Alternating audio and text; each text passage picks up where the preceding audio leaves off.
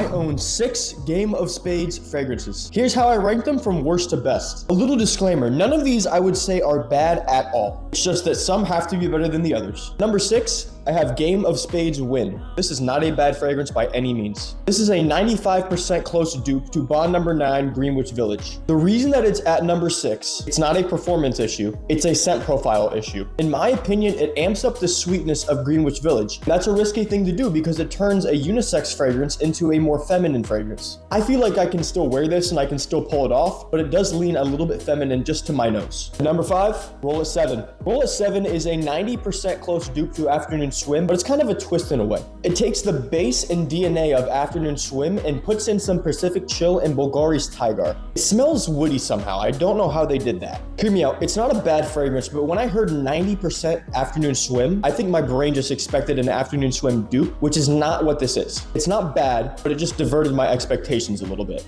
At number 4, Game of Spades Diamond. This is 100% going to be picked up as a full bottle here pretty soon. 90% close to Killian's Angel Share. Excellent imitation. This one really just made me realize how far off Latafa Camera is from the original Angel Share DNA. This smells more to me like Ojan than it does to Latafa Camera.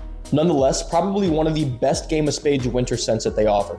Number 3, Game of Spades Full House. I now currently own Imagination, so in my opinion, there's no need to own a full bottle of this stuff. However, I still have a 5 ml decant. I guess maybe just for those times that I want to smell like Imagination, but I don't want to have the guilty $20 per spray of Imagination. In my opinion, this leaves out a little bit of the tea, but replaces it with more citrus. Some people could like that scent profile better. In my opinion, I think I do just a little bit. The only issue, this guy lasts 5 to 6 hours on skin. From what I find, this has some of the worst performance, but it costs the most out of any Game of Spades fragrance. However, the scent alone gives it the number 3 spot. This is tough, but number 2, Game of Spades Wildcard. This is a 99% close dupe to Bond number 9 Lafayette Street. I said what I said, 99%. There's really no need to own Lafayette Street. This will do just fine for a fraction of the price. Performance is on par, if not better. It's a little louder too. But at number 1, the new Game of Spades Emerald. We have a full bottle coming in about 3 hours. 93% close to Louis Vuitton Symphony. If it can be that close to a $600 fragrance, abso-freaking-lutely.